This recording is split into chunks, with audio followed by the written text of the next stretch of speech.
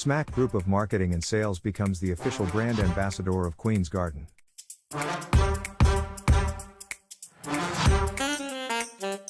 Pakistan's only leading organic honey.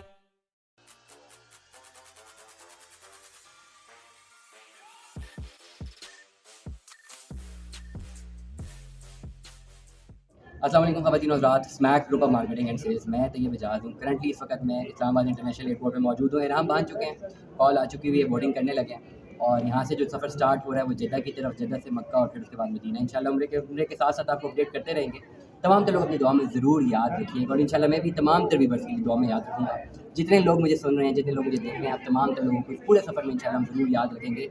आपसे भी दरख्वास्त है कि अपनी दुआ में याद रखिएगा कि सफ़र जो है वो सही सलामत इंशाल्लाह अल्लाह करे कि तय हो जाए और कोई प्रॉब्लम हमें पेश ना आए।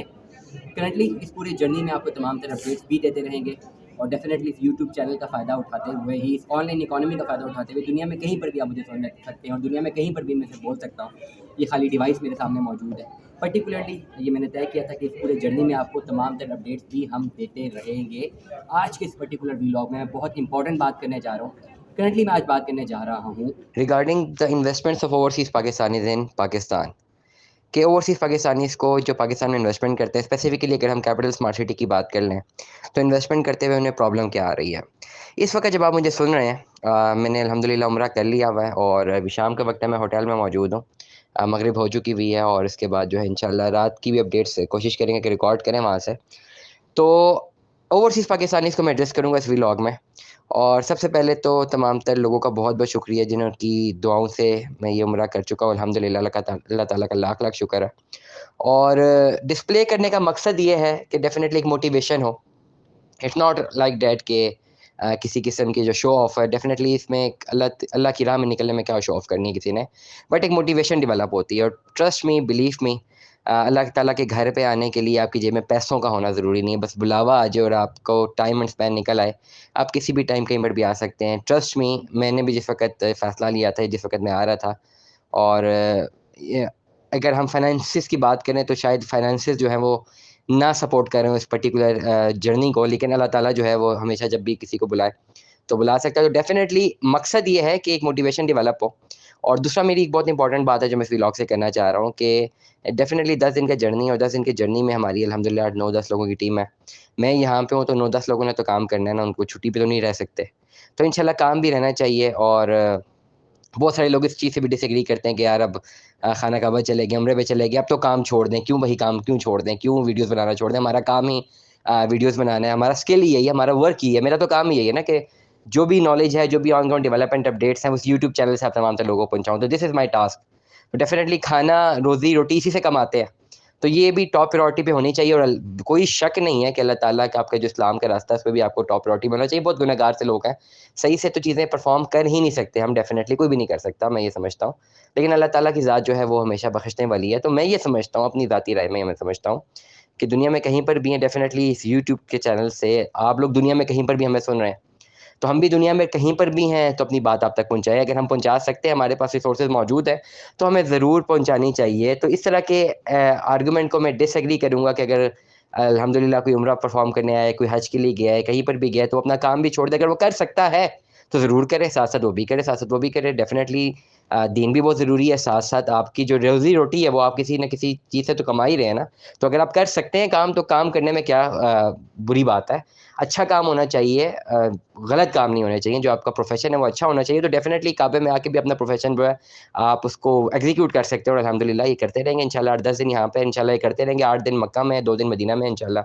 उसके बाद 3 मार्च को इंशाल्लाह पाकिस्तान वापसी है। तो ये जो काम है, ये इंशाल्लाह कोशिश यही रहेगी कि काम तमाम तर लोगों तक ये डिलीवर होता रहे, फ़र्स्ट ऑफ़ ऑल। तो ये 2 चीज़ें इलैबोरेट करना बहुत ज़रूरी थी। ओवरसीज़ पाकिस्तानी जिनकी मैं बात करता हूँ, अभी करंटली जिस वक़्त आप मुझे सुन रहे हैं, शाम का वक़्त उम्रा मैं कर चुका हूँ आज।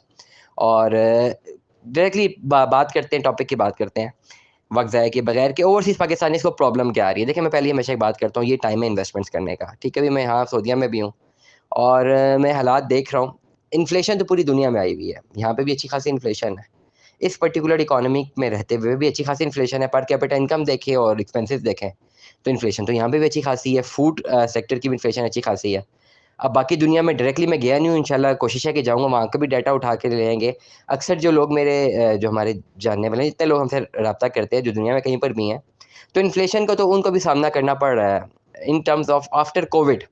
कोविड के बाद पूरी दुनिया में जो आपकी जो हाउस होल्ड है वो काफ़ी इंक्रीज़ हुई है, इसकी जो कॉस्ट इंक्रीज़ हुई है, पेट्रोल प्राइसेस इंक्रीज़ हुई हैं, तो डेफिनेटली दुनिया में प्रॉब्लम्स तो हैं, पर कैपिटा इनकम की भी प्रॉब्लम्स आए हैं, अनएम्प्लॉयमेंट भी बढ़ी है दुनिया में। और आज मैं एक पोस्ट पढ़ रहा था अभी कि 60 से 70% तक जो है, जितनी भी आईटी लेबर है, आईटी के जो स्किलफुल लोग हैं, उनका काम ही नहीं बचेगा 2026 में, क्योंकि सारी की सारी जो कन्वर्जन है वो एआई कर लेगी, आर्टिफिशियल इंटेलिजेंस जो है वो खुद ब खुद कर लेगी, कन्वर्ट कर देगी सारी की सारी चीज़ को। तो डेफिनेटली पहले एक टाइम था जब डॉक्टर्स की बड़ी डिमांड थी, फिर इंजीनियर्स की डिमांड हुई, फिर एमबीए वालों की डिमांड हुई, फिर उसके बाद अब इस दुनिया में इस टाइम आज के दौर में किसकी डिमांड है? जितने भी आईटी स्पेशलिस्ट हैं, जो वेब डेवलपर्स हैं, जो कि फ्रीलांसर्स हैं, उनकी बहुत ज़्यादा डिमांड है। और आज मैं ये पोस्ट पढ़ रहा था कि आर्टिफिशियल इंटेलिजेंस के आने से और 2026 में ये कंप्लीटली इंप्लीमेंट हो जाएगी, तो 70% ये लोग भी जो है वो बेरोजगार हो जाएंगे। तो ये तो कैपिटलिस्ट इकोनॉमिक सिस्टम है।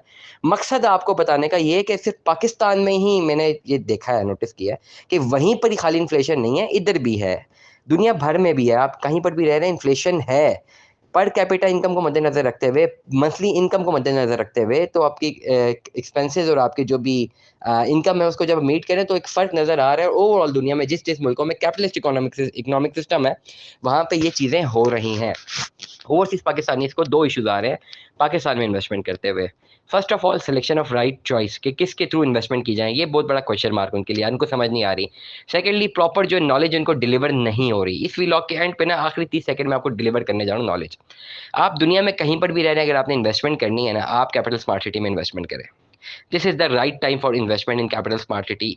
उसके बाद आपने इन्वेस्टमेंट किस पर्टिकुलर प्रोडक्ट में करनी है और किस पे नहीं करनी, उसके लिए व्हाट्सएप नंबर गिवन है, आप हमसे रब्ता कर सकते हैं। अभी मैं मुल्क से बाहर हूँ, अभी भी व्हाट्सएप ऑन है, पर रब्ता कर सकते हैं।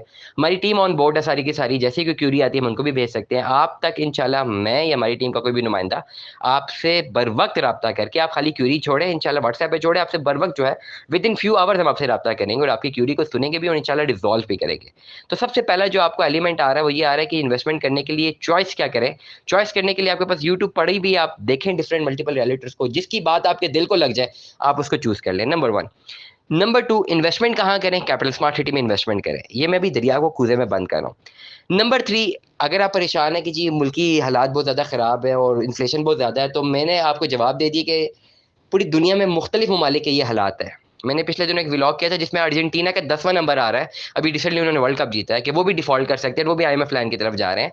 तो ये तो चल रहा है दुनिया की पूरी इकोनॉमी में, और जब ये पूरी दुनिया में कैपिटलिस्ट इकोनॉमिक सिस्टम 100% इम्प्लीमेंट हो गया था, not likely 100%, likely to be 100%, तब ये फोरकास्टिंग की जा सकती थी कि आने वाले 100 सालों में ना बहुत सारे जो अमीर मुल्क है बहुत अमीर हो जाएंगे, गरीब मुल्क बहुत ज़्यादा गरीब हो जाएंगे, और वही हाल हो रहा है करंटली। अगर आपने अपने फाइनेंसेस को देखना है, आपने सिर्फ और सिर्फ यही सोचना है अपनी इकोनॉमी को मैक्रो लेवल माइक्रो लेवल पे नहीं इतना स्टडी करना, नहीं परेशान होना, क्योंकि आपकी पर्सनल जो डोमेस्टिक इकोनॉमी है वो ओवरऑल इकोनॉमी का 0.0001% भी नहीं होता।